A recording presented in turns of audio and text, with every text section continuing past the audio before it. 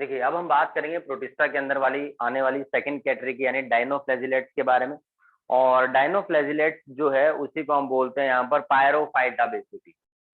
These are the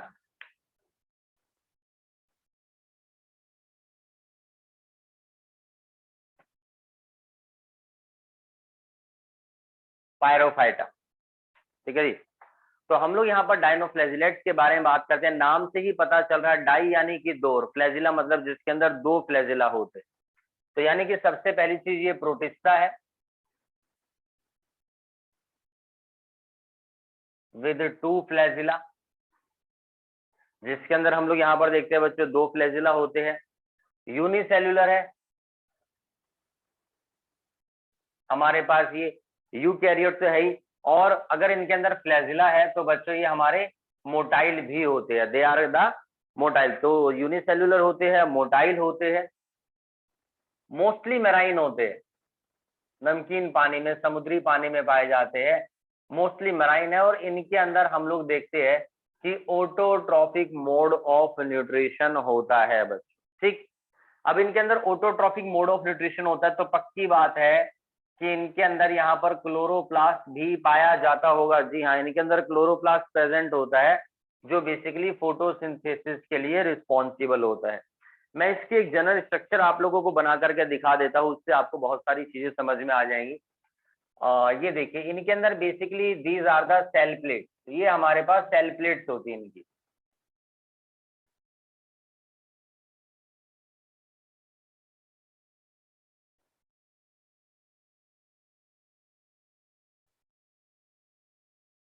ठीक है जी।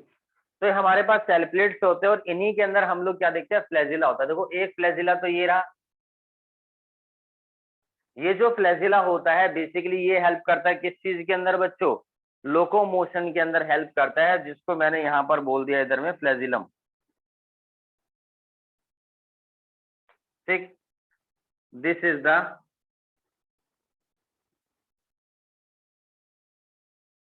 Flagellum, जो किस चीज में हेल्प करता है बेटा, यहाँ पर लोकोमोशन में यानी कि मूवमेंट में हेल्प करता है। And these are the cell plate, ये सेल प्लेट्स होती है हमारे पास। ठीक है, अब आप देखेंगे कि ये इसकी जो स्ट्रक्चर थोड़ी थोड़ी, जो ये आर्मी जो सोल्जर शील्ड यूज नहीं करते है ना, उस तरीके की ये थोड़ी सी शेप दिख रही है। तो इसी वजह से हम इसको यहाँ पर जो है आर्मर्ड एल्गी भी बोलते हैं, also termed as armoured algae. ठीक है, मैंने पिछली क्लास में बताया था, देखो एल्गी सिर्फ एक जनरल वर्ड है जो यूज किया जाता है उनके लिए जिनके अंदर फोटोसिंथेसिस होती है। ठीक, अच्छा, अब आप देखेंगे कि यहाँ पर हमारे पास देखते हैं कि इन्हीं को हम लोग आर्मर्ड एल्गी या आर्मर्ड डायनोफ्लैजिलेट भी बोलते हैं। ये डायग्राम है आपका जो है डायनोफ्लैजिलेट का, जिसका नाम है gymno, this is diagram of gymnodinium. तो ये जिम्नोडीनियम का हमारे पास यहाँ पर डायग्राम है जो डायनोफ्लैजिलेट के अंदर काउंट होता है। अब आप देखेंगे कि यहाँ पर ना कट्स बने हुए, ग्रूव्स बने हुए, गड्ढे बने हुए। तो ये जो हमारे पास ग्रूव है बच्चों, this is the longitudinal groove, this is the longitudinal groove. और ये वाला जो हमारे पास है इधर, इसी को हम बोलते हैं इधर में ट्रांसवर्स ग्रूव बोलते हैं, दिस इज द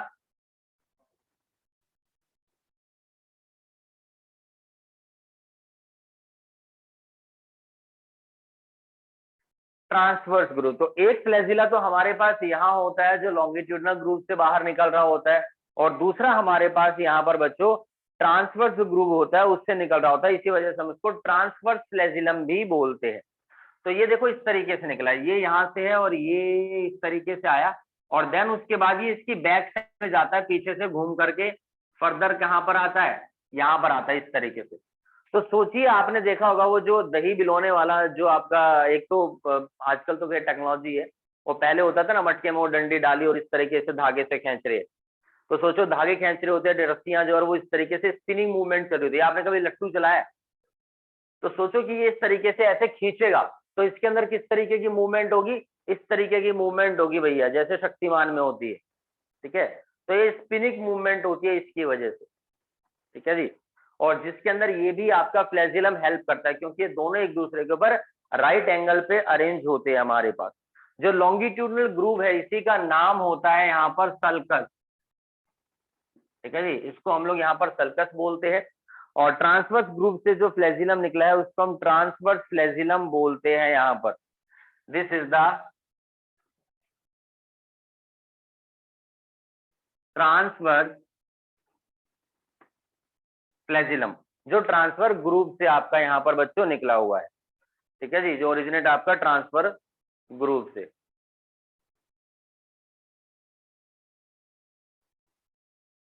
ठीक, अच्छा, अब जो ट्रांसफर्स ग्रुप होता है उसका नाम होता है सिंगुलम। ट्रांसफर्स ग्रुप को हम बोलते हैं यहाँ पर सिंगुलम। उसको सल्कस बोला जाता है, इसको सिंगुलम बोला जाता है, एन्युलस बोला जाता है और गिडल बोला जाता है।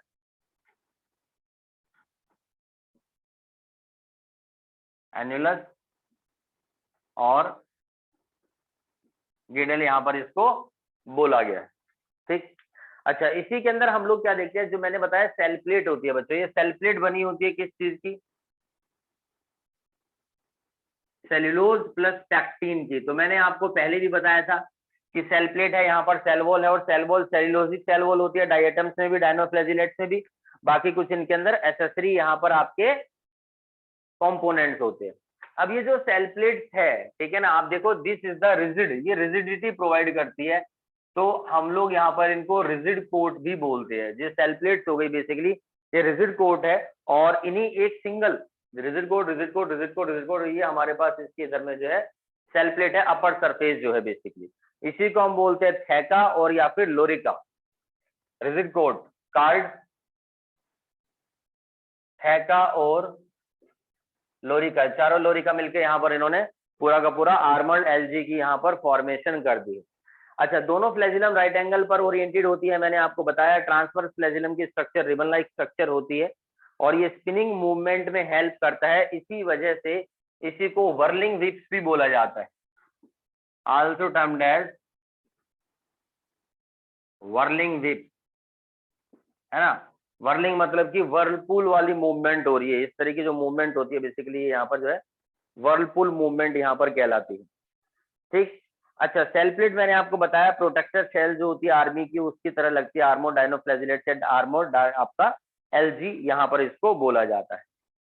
ये डायग्राम है जिम्नोडियम का जी। ठीक, न्यूक्लियस कैसा पाया जाता है इनके अंदर, हम न्यूक्लियस के बारे में बात करते हैं तो इनके अंदर यहाँ पर जो न्यूक्लियस है बच्चों वो हैप्लॉइड है। There is a haploid nucleus, इनके अंदर यहाँ पर हैप्लॉइड न्यूक्लियस होता है और थोड़ा सा बड़ा होता है, लार्ज होता है। ठीक है जी, तो लार्ज साइज है उसका। अब न्यूक्लियस के अंदर ही प्रेजेंट होते हैं हमारे पास क्रोमोसोम। ठीक है जी, और इनका जो क्रोमोसोम होता है वो ऐसा होता है जिसके अंदर हिस्टोन प्रोटीन नहीं होता। तो क्रोमोसोम लैक हिस्टोन प्रोटीन, इसके अंदर हिस्टोन प्रोटीन यहाँ पर प्रेजेंट नहीं होता है। तो यही जो न्यूक्लियस है जो हैप्लॉइड है, लार्ज है, और क्रोमोसोम जिसके अंदर हिस्टोन प्रोटीन नहीं है। हम लोग यहाँ पर देखते हैं कि जब सेल का डिवीजन होता है तो उस समय न्यूक्लियर की एनवेलप नॉर्मली क्या होती है, डिजनरेट हो जाती है। लेकिन इसके अंदर डिवीजन के दौरान हम लोग क्या देखते हैं कि जो न्यूक्लियर मेम्ब्रेन होती है वो विजिबल होती है, प्रेजेंट होती है। इसी वजह से इनको यहाँ पर बोला जाता है मीजोकैरियोट। तो देखो इनको मीजोकैरियोट्स भी बोला गया है, इनको डायनोफ्लैजिलेट्स भी बोला गया है, पायरोफाइटा भी इनको बोला गया है, आर्मर्ड एल्गी भी यहाँ पर इनको बोला गया है। काफी नामों से यहाँ पर इनको जाना जाता है। फूड मटेरियल इनके अंदर यहाँ पर रिजर्व रहता है, there is a reserve food. Food material इनके अंदर यहाँ पर रिजर्व रहता है किस फॉर्म के अंदर, स्टार्च है, कार्बोहाइड्रेट है, starch, carbohydrate, oil, in form में हमारे पास यहाँ पर ये इनके अंदर स्टोर रहता है। तो ये डायनोफ्लैजिलेट का एक एग्जांपल है जिम्नोडियम, जिम्नोडिनियम, जिसके बारे में बताया है। एक एग्जांपल और आता है बच्चों इसी के अंदर। ठीक है जी, इसी के अंदर हम देखते हैं एक एग्जांपल और आता है। ये कहानी थी जिम्नोडिनियम की। अब मैं आपको बताता हूँ यहाँ पर गोनियोलक्स। ठीक है जी, जो गोनियोलक्स होती है आपकी, ठीक है जी, गोनियोलक्स को ही हम लोग यहाँ पर बोलते हैं बेसिकली रेड कलर की होती है, आपको पता होगा, रेड कलर की है, और it is responsible for the formation of red tide. ये रेड टाइड फॉर्मेशन के लिए रिस्पॉन्सिबल होती है, ठीक है जी। इन्हीं की वजह से यहाँ पर क्या होता है बच्चों, रेड टाइड्स बनती है। और इसके अंदर जो नंबर ऑफ फ्लैजिला होते हैं, number of flagella increase tremendously randomly. इनके अंदर नंबर ऑफ फ्लैजिला ज्यादा भी हो सकते हैं। सबसे अच्छी खास बात क्या है इनके अंदर, यहाँ पर दे शो बायोल्यूमिनेंस।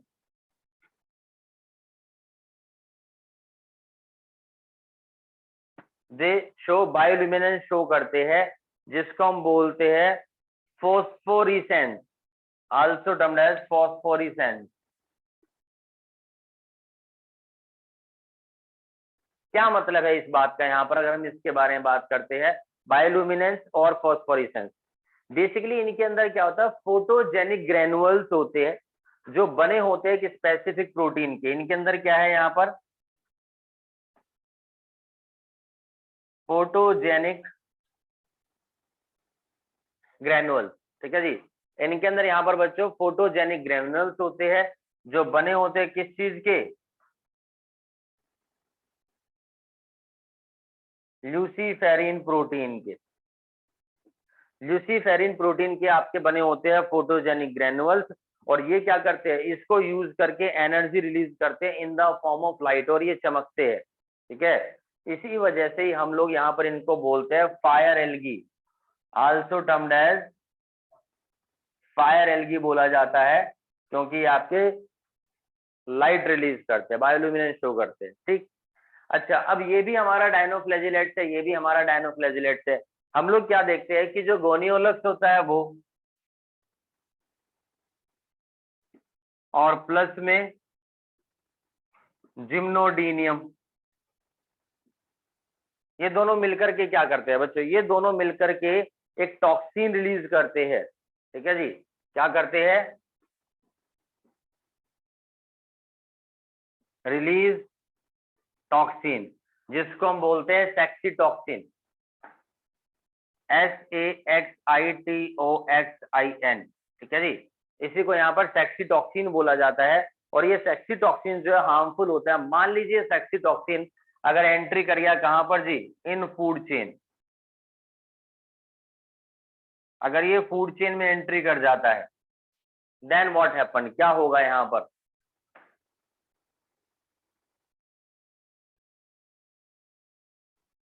तो मैंने बताया यहाँ से आपका एक टॉक्सिन रिलीज होता है जिसका नाम है बच्चों सेक्सी टॉक्सिन। और अगर ये फूड चेन के अंदर एंट्री मारता है तो दो चीजें होती है। मान लो अगर ये एंट्री मार गया हायर एक्वेटिक लाइफ में,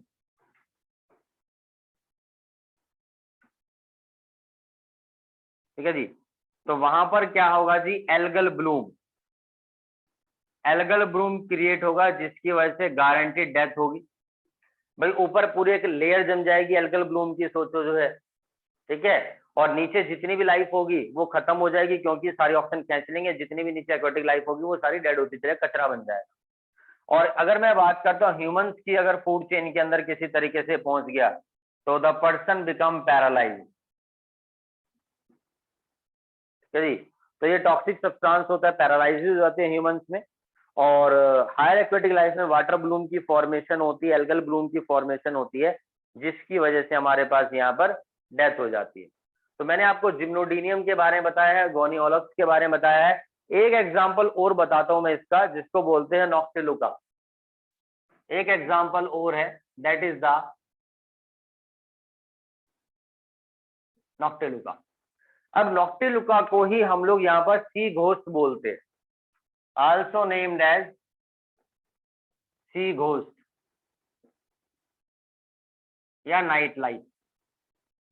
अब इसमें क्या था, एक्चुअली ह्यूमंस ने सबसे पहले इसी को देखा था समंदर के अंदर चमकते हुए, इसको समंदर के अंदर सबसे पहले चमकते हुए देखा था, वो भी रात के समय में। तो इसी वजह से उन्हें लगा कि ये भूत है, कोई घोस्ट है, तो इसका नाम सी घोस्ट रख दिया, ठीक है जी। इसका नाम सी घोस्ट रख दिया, जिसको हम नाइट लाइट के नाम से भी जानते हैं।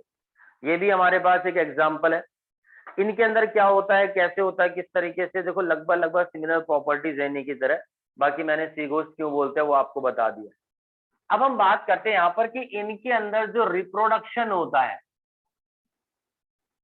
मेन टॉपिक है, उसके बाद हमारा डायनोफ्लैजिलेट्स पूरा खत्म हो जाएगा, यानी कि पायरोफाइटा फिनिश हो जाएगा।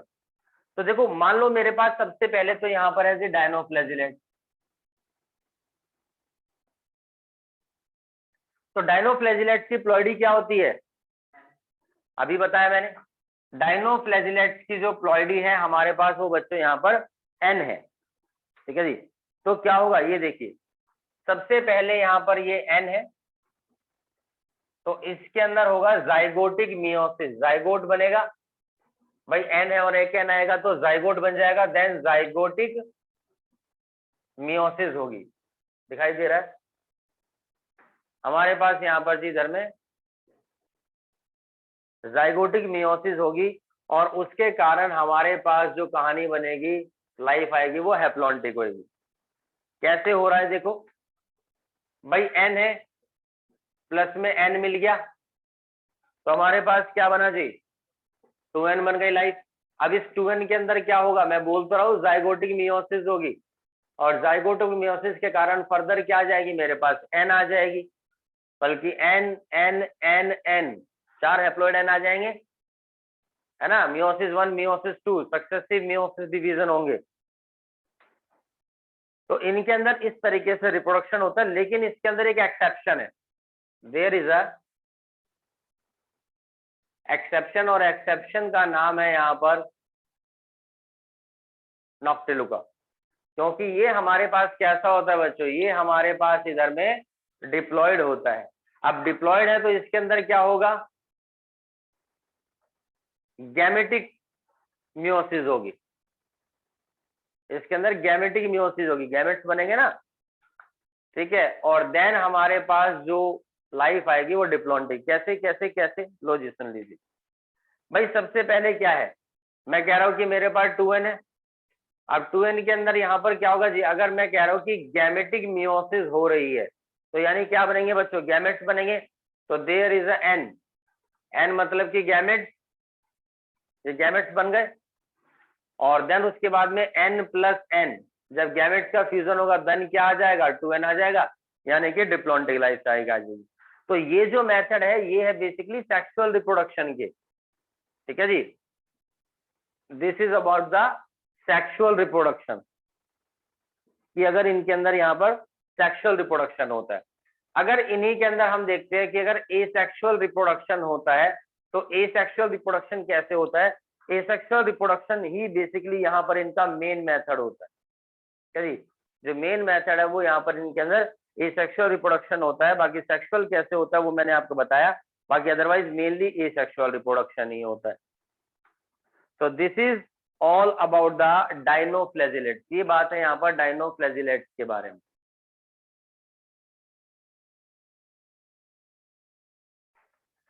देखिए जब हम लोग युग्लेना के बारे में बात करते हैं, युग्लेना लिख जाए, युग्लेनॉइड, दीज आर द युग्लेनॉइड। तीसरे जो प्रोटिस्टेंस होते हैं वो हमारे पास युग्लेनॉइड्स होते हैं, ये भी हमारे पास यूनिसेल्युलर यूकैरियोट्स होते हैं, और इसका एग्जाम्पल है हमारे पास इधर में युग्लिना, ठीक है जी। इसका एग्जाम्पल है हमारे पास यहाँ पर युग्लिना। तो नॉर्मली ये पाए जाते हैं फ्रेश वाटर में, प्लस में ब्रैकिश वाटर में भी पाए जाते हैं, ठीक है जी। तो ब्रैकिश वाटर में है, फ्रेश वाटर में है। अब ये मेरे पास देखो फ्लैजिलेटेड भी होते हैं एंड नॉन फ्लैजिलेटेड भी। लेकिन मजेदार बात क्या है, भले ही कोई से भी हो लेकिन मोटाइल दोनों होंगे, मोटाइल यहाँ पर दोनों ही होते हैं, ठीक है। अब मैं आपको इसका भी डायग्राम बना करके दिखा देता हूँ, उससे आपको सारी चीजें समझ में आ जाएंगी। ये देखिए सबसे पहले तो इसके अंदर होता है बच्चों, यहाँ पर इस तरीके की स्ट्रक्चर होती है, माउथ होता है, जिसको हम लोग यहाँ पर क्या बोलते हैं जी, गुलेट बोलते हैं। देखो ये सबसे ऊपर ओपनिंग दिख रही है आप लोगों को, ठीक है जी, इसी को बोला जाता है यहाँ पर माउथ, ये माउथ होता है बेसिकली, ठीक है जी, यानी कि साइटोस्टोम, ठीक है। उसके बाद अंदर अब ये कैनाल लाइक जैसी स्ट्रक्चर दिख रही है बच्चों, है ना, ये कैनाल है ना अंदर को, ये ओपनिंग हो गई, और ये कैनाल हो गई, तो this canal is called the gullet, ये जो कैनाल है। और इसी के अंदर यहाँ पर हम लोग क्या देखते हैं, माउथ है तो सारा फूड मटेरियल रिजर्व होता है। सो बेसिकली यहाँ पर this is the reservoir, this is the reservoir. चलिए,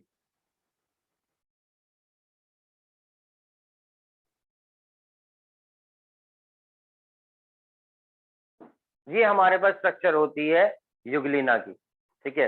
अब इसके अंदर हम लोग क्या देखते हैं, सबसे पहली चीज फ्लैजिला है, ये देखिए दिस इज द फ्लैजिला, और ये फ्लैजिला काफी लंबा है। एक फ्लैजिला जो होता है वो हमारे पास लॉन्ग होता है, बड़ा फ्लैजिला होता है, फ्लैजिलम होता है जो बेसिकली लोकोमोशन में हेल्प करता है।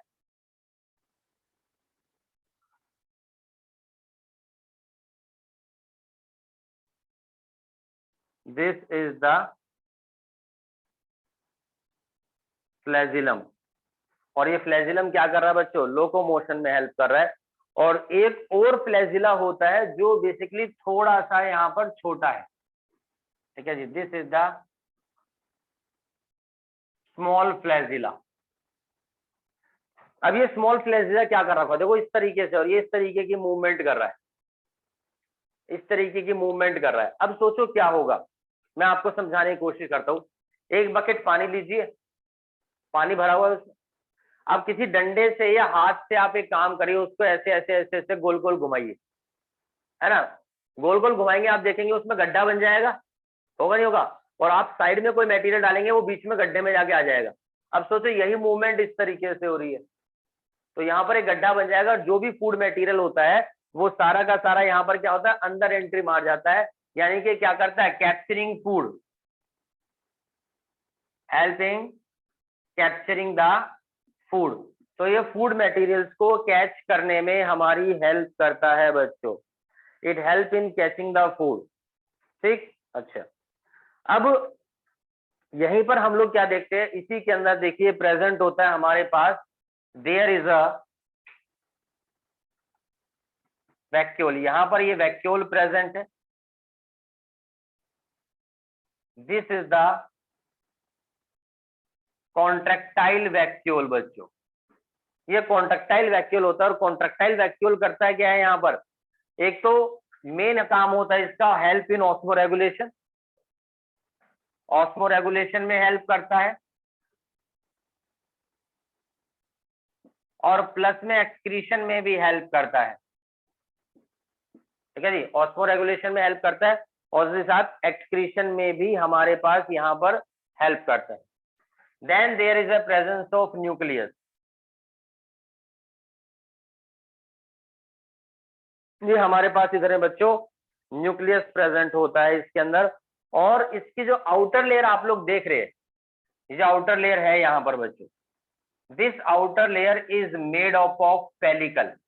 तो पेलिकल बेसिकली एक तरीके का प्रोटीन है जो काफी ज्यादा फ्लेक्सिबल होता है और फ्लेक्सिबिलिटी प्रोवाइड करता है और मूवमेंट में हेल्प करता है। एक तो फ्लैजिला के थ्रू मूवमेंट होगी, एक सोचिए इसकी शेप फ्लेक्सिबल है, तो फ्लेक्सिबिलिटी शेप के कारण देखिए, यहाँ पर फ्लेक्सिबिलिटी के कारण क्या हो गया, मूवमेंट हो रही है। तो फ्लेक्सिबिलिटी के कारण हम देखते हैं यहाँ पर क्या है बच्चे, इसके अंदर फ्लेक्सिबिलिटी के कारण ही इसके अंदर यहाँ पर मूवमेंट पॉसिबल होती है। चलिए, अब इसके अंदर हम देखते हैं कि क्लोरोप्लास्ट भी प्रेजेंट होता है भैया, युगलिना है, युग्लिनोइड से हम एल्गी के रिस्पेक्ट से पढ़ते हैं, there is a presence of chloroplast. ये क्लोरोप्लास्ट क्लोरोप्लास्ट क्लोरोप्लास्ट चारों तरफ फैला होता है यहाँ पर, ठीक है जी, क्लोरोप्लास्ट।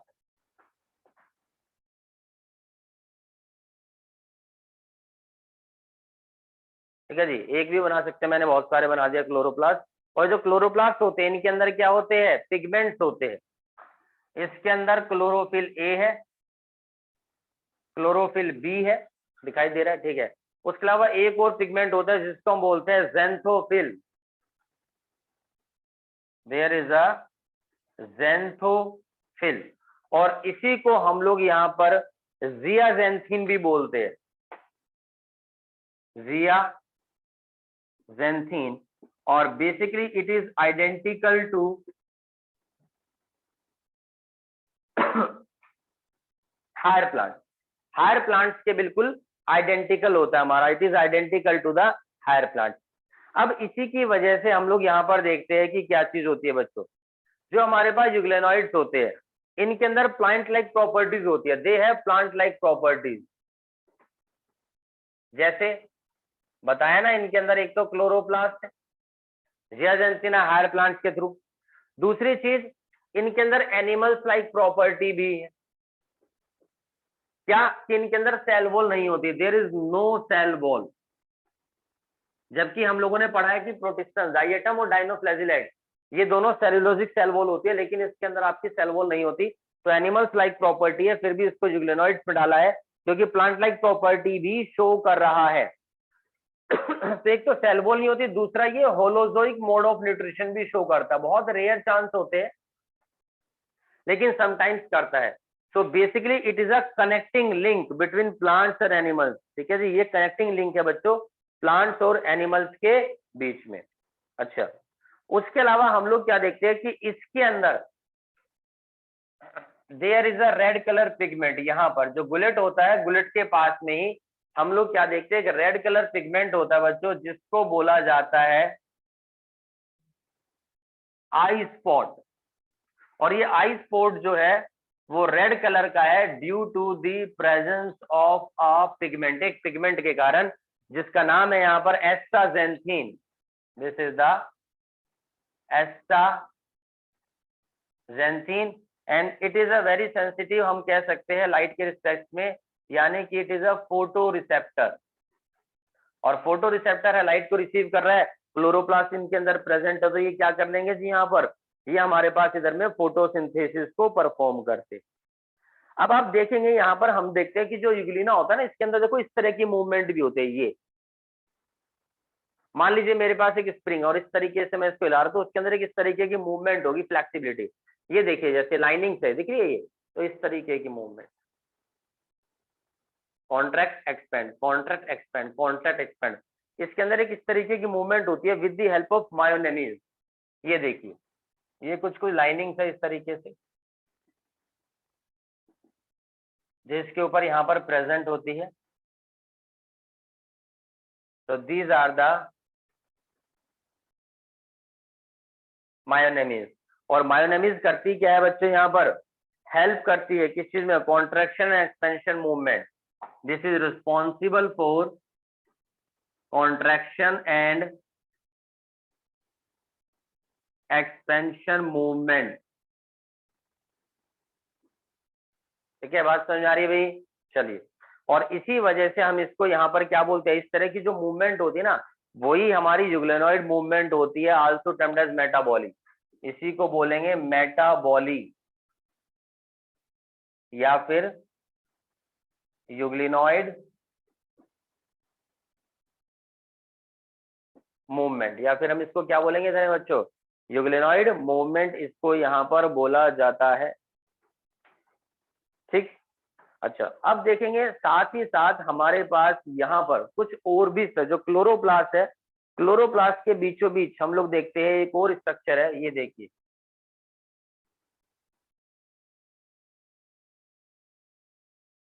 These are the पैरामाइलम। पैरामाइलम क्या होता है जी, पैरामाइलम ही वो ऑर्गेनेली होती है जो बेसिकली क्या करती है, फूड को स्टोर करके रखते हैं, स्टोर्ड फूड। जो हमारे पास कार्बोहाइड्रेट है यहाँ पर, या आपका जो पॉलीसैकेराइड्स होते हैं बेसिकली, वो यहाँ पर क्या रहते हैं बच्चों, आपके स्टोर रहते हैं। Got it? अब हम बात करेंगे इनके अंदर मोड ऑफ रिप्रोडक्शन, यूग्लेनॉइड्स के अंदर मोड ऑफ रिप्रोडक्शन कैसे होता है। तो वैसे तो हम लोगों ने बचपन में भी पढ़ा हुआ है, छोटी क्लासेस में 10th क्लास तक में भी, कि रिप्रोडक्शन इनके अंदर किस तरीके से होता है। देखो, जब मैं रिप्रोडक्शन के बारे में बात करता हूँ तो इनके अंदर 2-3 मोड है यहाँ पर रिप्रोडक्शन के।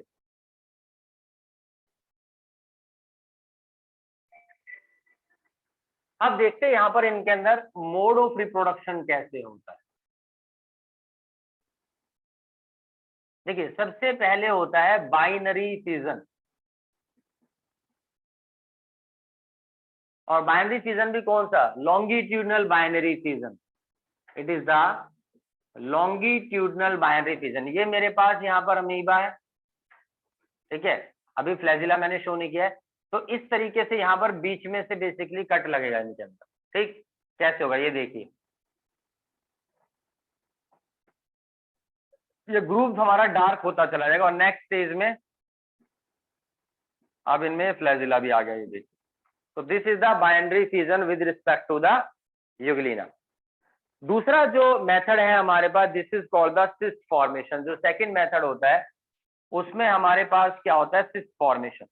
सिस्ट फॉर्मेशन में क्या होता है, समटाइम्स अनफेवरेबल कंडीशन है, तो उन अनफेवरेबल कंडीशन से बचने के लिए, उस समय रिप्रोडक्शन करने के लिए, एक तो यूग्लिना की शेप चेंज होती है, फ्लैजिला गायब हो जाता है, यूग्लिना की शेप जो होती है वो चेंज होती है और सर्कुलर हो जाती है।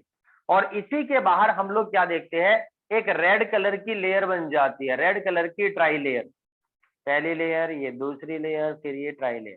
तो हमारे पास एक रेड कलर की ट्राई लेयर बन जाती है, this is called the cyst.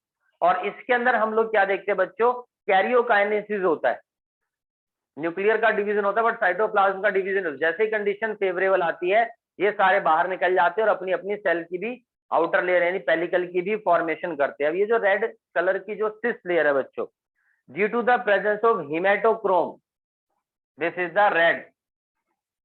और ये कलर किसके कारण है, हिमेटोक्रोम पिगमेंट के कारण इसका रेड होता है, रेड कलर की सिस्ट होती है। तीसरा स्टेप होता है हमारे पास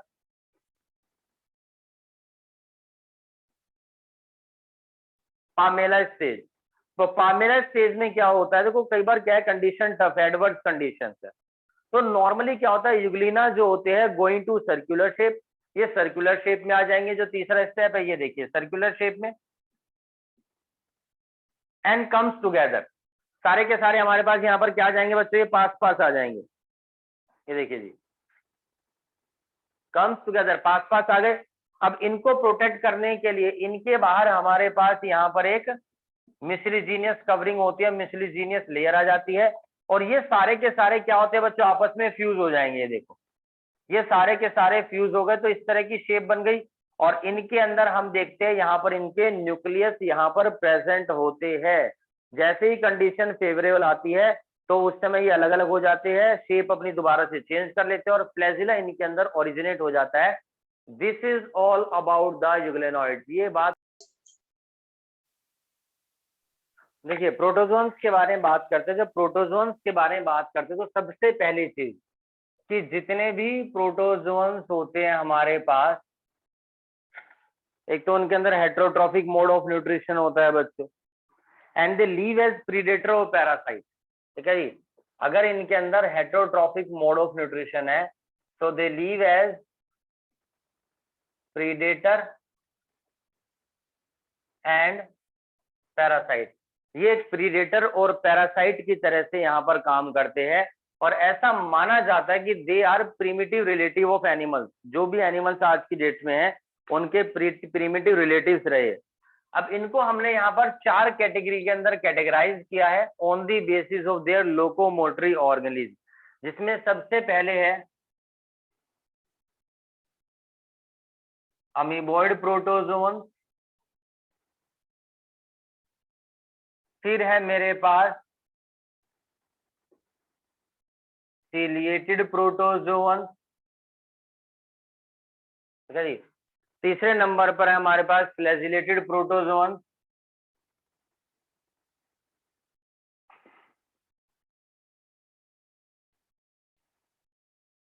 और फोर्थ कैटेगरी है दिस इज द स्पोरोजोन, जिनके अंदर कोई भी लोकोमोटरी ऑर्गेनली प्रेजेंट नहीं होती।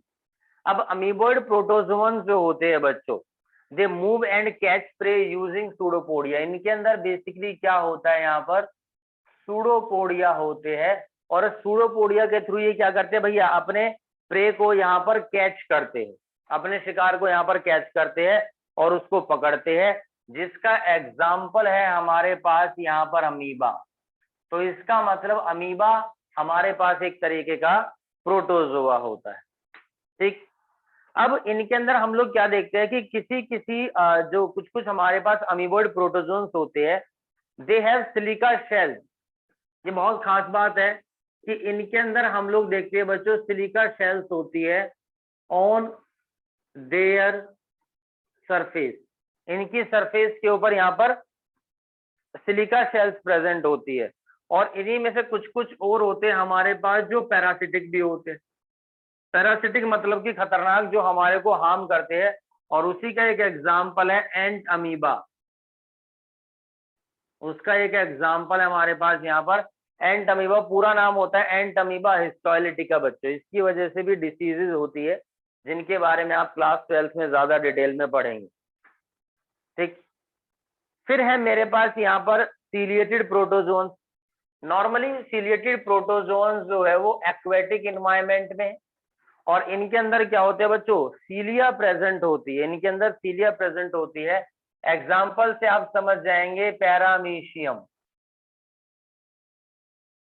है ना जी, पैरामीशियम होता है हमारे पास। तो इनके अंदर हम लोग यहाँ पर क्या देखते हैं कि जी सीलिया प्रेजेंट होती है बच्चे, जिनके थ्रू इसकी बॉडी के अंदर क्या होती है, यहाँ पर हमारे पास इधर में मूवमेंट होती है। ये पैरामीशियम है, ये यहाँ पर इनका जो है माइटोकॉन्ड्रिया है, ये यहाँ पर इनके अंदर दो तरीके का न्यूक्लियस है, और इसके अंदर भी हम देखते हैं कि ये फ्लैजिला भी है थोड़ा सा। तो ये अच्छा सॉरी, एक सेकंड गड़बड़ हो गई थोड़ी सी। फ्लैजिला इसमें नहीं होती, सीलिया होती है इसमें। ठीक है, फ्लैजिला फ्लैजिलिटी प्रोटोजोन से बात है, इनके अंदर सीलिया होती है। पैरामीशियम, और आप देखेंगे इसके अंदर भी एक कैविटी बनी है, दिख रही है आप लोगों को इस तरीके की। This is called the gullet. और इसके अंदर खास बात क्या होती है, दो न्यूक्लियस पाए जाते हैं। एक है मेरे पास माइक्रो न्यूक्लियस, और दूसरा है मेरे पास यहाँ पर मैक्रो न्यूक्लियस। ठीक है जी, जो माइक्रो न्यूक्लियस होता है ये रिप्रोडक्शन में पार्टिसिपेट करता है, और जो मैक्रो न्यूक्लियस होता है बाकी अदर एक्टिविटीज के अंदर पार्टिसिपेट करता है। जब इनके अंदर डिवीजन होता है तो देखो बाइनरी फ्यूजन होता है इनके अंदर, बट इनके अंदर यहाँ पर ट्रांसवर्स बाइनरी फ्यूजन है, जिसके थ्रू इनके अंदर यहाँ पर रिप्रोडक्शन होता है बच्चों। ठीक, चलिए।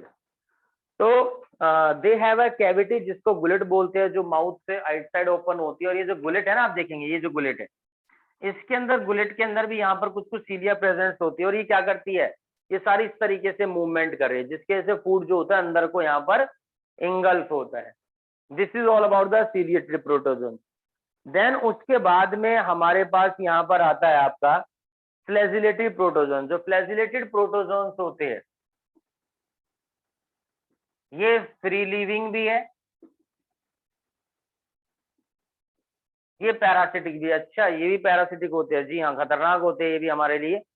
और इनके अंदर फ्लैजिला होता है, ऑब्वियस सी बात है फ्लैजिला, तभी इनको फ्लैजिलेटेड बोला गया है। और इसका एक एग्जाम्पल है हमारे पास ट्राइपेनोसोम। ठीक है जी, ट्राइपेनोसोम हमारे पास यहाँ पर इसका क्या है बच्चों, एक एग्जाम्पल है। शेप कुछ कुछ इस तरीके से, ये देखिए ये इस तरीके से हमारे पास स्ट्रक्चर है इसके अंदर, जिसके अंदर ये फ्लैजिला निकला हुआ है।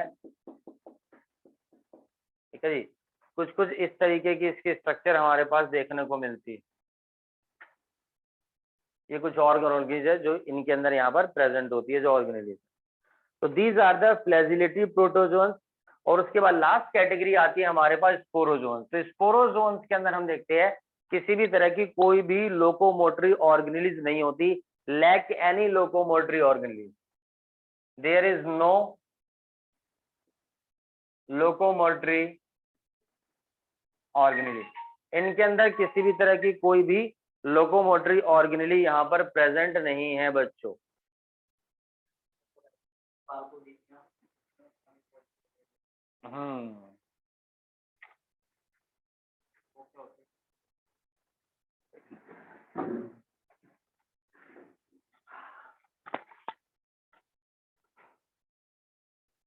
हेलो, आवाज आ रही है भाई सबको?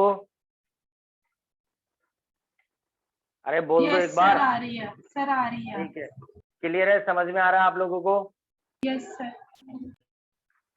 ठीक है, देखो एक चीज फिर से दोबारा बोल रहा हूँ कि जो भी चीज मैं पढ़ा रहा हूँ, ठीक है, उसको साथ साथ गो थ्रू करना है, और गो थ्रू करने के बाद उसके क्वेश्चन आंसर उस टर्म के जरूर पढ़ने हैं साथ साथ भैया, उसके क्वेश्चन आंसर जो आपको जरूर पढ़ने हैं, और नहीं तो तुसी दिक्कत इच पै जाना, क्योंकि उसी बेसिस पे आपके टेस्ट वगैरह और ये सारी चीजें चलती रहेंगी। ठीक है, और मैं एक काम करूंगा, मैं आप लोगों को नोट्स भेजूंगा। देखो मैं किस तरीके से नोट्स बनाता हूँ और रिप्रेजेंट करता हूँ, तो कोशिश करिए आप भी उसी तरीके से अपने नोट्स वगैरह बना करके मेंटेन करके चलिए, ताकि आप लोगों को आसानी रहेगी। मेरी जो लास्ट कैटेगरी है प्रोटोजन्स की, वो स्लाइम मोल्ड रहती है, और उसके बाद किंगडम फंगस है हमारे को पढ़ना है, और नेक्स्ट क्लास में फिनिश हो जाएगा हमारा ये चैप्टर। ठीक है जी, क्योंकि स्लाइम मोल्ड है तो प्रोटोजन्स के बारे में तो इतनी ही डिटेलिंग काफी है, इनमें बस इनके एग्जांपल्स पता होने चाहिए, कौन कौन सी लोकोमोटरी ऑर्गेनली है, उसके ऊपर क्वेश्चन आता है। स्लाइम मोल्ड्स के बारे में हम थोड़ा सा डिटेल में पढ़ेंगे, 10-15 मिनट लग जाएंगी, और उसके बाद किंगडम फंगस चलेगा। ठीक है, तो किंगडम फंगस के अंदर भी खास बात क्या है कि जो अकेडमिक में है वही नीट में बहुत ज्यादा डिटेलिंग हमारे को फंगस की इतनी नहीं पढ़नी है। ठीक है, सिर्फ अकेडमिक से 20 से 25% ऊपर। उसके बाद वायरस है, विरोइड्स है, लाइकेन है। तो आज क्या थर्सडे है ना, हाँ तो शायद सैटरडे की क्लास में फिनिश हो जाएगा मेरे हिसाब से, और अगर थोड़ा बहुत बचता है तो ज्यादा से ज्यादा 15-20 मिनट की क्लास ही बचेगी। सेकंड चैप्टर खत्म, टारगेट ये है कि सैटरडे में खत्म हो जाए, और सैटरडे को आपका इसका असाइनमेंट दिया जाए, और आप लोग इसकी साथ साथ प्रैक्टिस करें। अब कितने बच्चे ऐसे हैं जिन्होंने सेकंड चैप्टर पढ़ा है साथ साथ? सर मैंने का नाम नहीं पता ना मुझे, नाम बताओ अपना। अच्छा स्वीटी, ठीक है जी। तो बायो की बुक मिल गई थी स्वीटी तुम्हारे को, है ना? हाँ जी सर, क्वेश्चंस पढ़ लिए यहाँ तक का। यहाँ तक पढ़ ली, यहाँ तक तो दी एंड में ही पहुंच गए लगभग, फंगस ही बचा है यस ना? सर।